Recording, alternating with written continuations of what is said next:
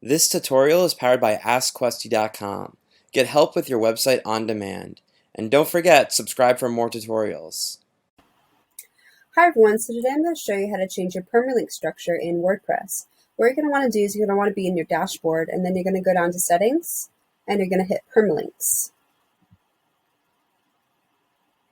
Alright, so this is where you change your permalink structure. You can see you can have plain, day and name, month and name, numeric, post name, and custom structure. I recommend doing post name for the most part. This is a good for SEO. Usually it's going to be on day and name or plain for the default settings. Plain is not very good for SEO, so I don't recommend that one.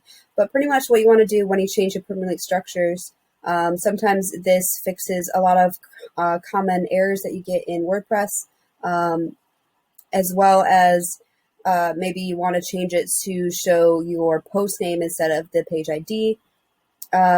Just a side note, when you change your permalink structure, make sure your site isn't live if at all possible, because changing your permalink structure changes your URL structure, and that can have a serious negative effect on your SEO. So pretty much search engine crawlers, they have to re-find your links. So try not to do it on a live site, but if you're working on a dev site or a testing site, you want to change your permalink structure, or if it's necessary for you to change your permalink structure because you need to fix an issue in your WordPress, this is how you get to it. You go to settings and down to permalinks, pick the type of structure that you want to use, and then make sure to click Save Changes.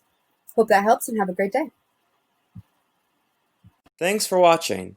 If this was helpful, please subscribe. And if you need extra help, visit AskQuesty.com and send us your questions.